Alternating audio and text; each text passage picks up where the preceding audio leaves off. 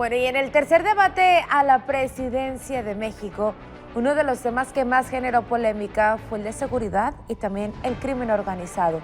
Las dos candidatas se enfrascaron en un intercambio de señalamientos por sus colaboradores, mientras que el candidato de Movimiento Ciudadano se enfocó en sus propuestas. La seguridad ha sido un fracaso en este sexenio. 186,000 personas asesinadas.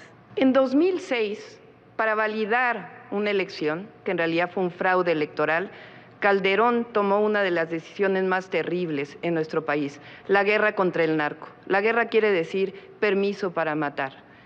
Y puso al frente de esa guerra a un personaje siniestro, García Luna, que hoy está preso en los Estados Unidos. El actual gobierno, que prometió una nueva estrategia de seguridad, no la cambió. Dice la candidata del PRI que ya tiene el carácter para enfrentar a los delincuentes.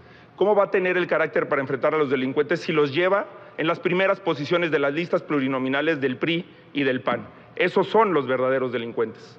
En el pasado debate, llamé narcocandidata a Claudia Sheinbaum y eso generó mucha polémica. Quiero explicarle a millones de mexicanos por qué lo hice.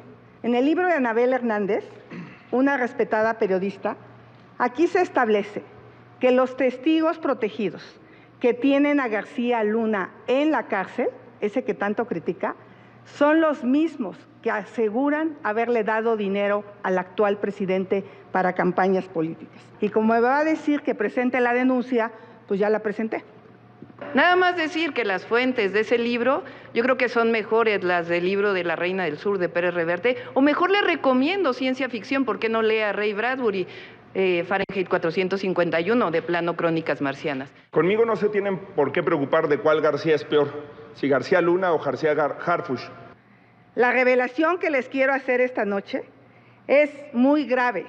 Mario Delgado está bajo investigación criminal por agencias de seguridad de Estados Unidos. Miren, estos sí son hechos. El PRIAN tiene más gobernadores y prófugos que en funciones. Estos sí son hechos, lo demás es palabrería. Los gobernadores del PRI se los llevan de embajadores. A lo mejor tengo menos lonas, menos bardas, menos espectaculares, menos anuncios que las candidatas de la vieja política, pero tengo más independencia, más integridad, más autonomía para ejecutar los cambios que necesita el país. Los candidatos presidenciales también se enfrentaron por la política social, específicamente en el tema de los programas sociales. Ante el fracaso de la política social, a los mexicanos el dinero no les alcanza. Los extorsionadores cobran piso, pero ellos le extorsionan a la gente diciéndole que si no votan por Morena, le van a quitar los programas sociales. Que nosotros somos los únicos que podemos mantener los programas sociales, fuimos los únicos que los hemos hecho. Y además lo hacemos por convicción, no por conveniencia. Porque el PAN fue el único partido que votó contra los programas sociales. Ahí están los dichos de Vicente Fox, expresidente panista, con quien trabajó en su gabinete y quien se opone abiertamente a los programas sociales y le dice a los mexicanos, no lo repito porque yo sí le tengo respeto. Adelante, Xochitl. Yo dije claramente que a mí un hombre no me manda. Los programas sociales se quedan, Morena se va. Adelante, Jorge. Es que eso de que un hombre no me manda fue partícipe del gobierno. Jamás en ese gobierno se deslindó de lo que hizo Fox. Jamás en el gobierno de Calderón se deslindó de la política de seguridad que llenó de horror a México y que llenó de sangre a México. Este tema me parece absurdo. A mí me ha cuestionado por lo que hace el gobernador de Nuevo León. A la candidata de Morena la ha cuestionado por lo que hace el presidente. Y cuando se saca el tema de los expresidentes del PRI y del PAN, que fueron los más corruptos de la historia de México, dice que a ella no le mandan. Aquí la única que no ha aclarado el tema de su vivienda es ella. Se robó un predio, no tiene licencia de construcción, le escondió esa vivienda. Entonces ojalá nos diga si tiene el contrato de compraventa. Si la educación es un derecho, ¿por qué este sexenio es el sexenio en el que más jóvenes han tenido que ingresar a una universidad privada porque no hay lugares en las universidades públicas? Claudia te quiere, pero te quiere pobre.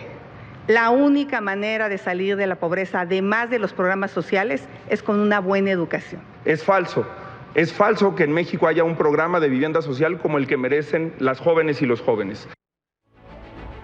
Los tres candidatos presidenciales se enfrentaron por el tema de la división de poderes, específicamente por el Poder Judicial.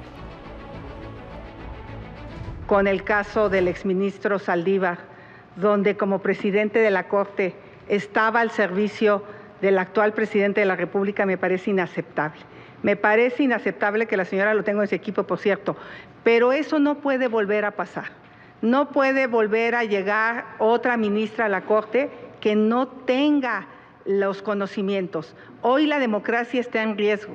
Morena y sus aliados se quieren apropiar del INE, quieren controlar al árbitro electoral y quieren controlar a la Corte, y eso no se los vamos a permitir. La presidenta de la Suprema Corte de Justicia de la Nación, amagando a los magistrados del Tribunal Electoral para reunirse en lo oscurito con Alito, eso no es división de poderes. Porque, por cierto, Saldívar fue designado ministro por Calderón y la ley Saldívar, que extendía ilegalmente el mandato del presidente de la Corte, fue votada a favor por el PRI y por el PAN. Lo mismo que en el Tribunal Electoral del Poder Judicial de la Federación, al que el PRI y el PAN intentaron quitarle facultades cuando se discutía la reforma electoral, o que el PRI y el PAN estuvieron a favor de designar a consejeras y consejeros del INE por tómbola, o tener un comité de selección con integrantes de Morena. Hay que tener congruencia, hay que hacer una reforma al Poder Judicial para hacer más accesible la justicia y para que no solamente tenga justicia en México quien tiene dinero. Decir que a mí me parece muy soberbia la declaración de la candidata de las mentiras de decir que el próximo 2 de junio es un mero trámite. En los países donde esto es un trámite es en Cuba, de Canel, en el Venezuela de Maduro, en la Rusia de Putin. Es falso que la democracia esté en riesgo. Los únicos que hemos luchado siempre por la democracia ha sido nuestro movimiento. Porque el problema de los gobiernos de coalición en la lógica política actual es que sucede lo que sucede con su coalición, que los dirigentes del PRI y del PAN se reparten las candidaturas, se reparten el poder, como se repartieron, por cierto, el poder o intentó Marco Cortés, que él mismo lo enseñó en un tuit, el gobierno de Coahuila. Voy a ser una presidenta daltónica, con los guindas, con los rojos, con los verdes, con los amarillos, con los naranjas, con los azules, con todos, porque somos un país plural.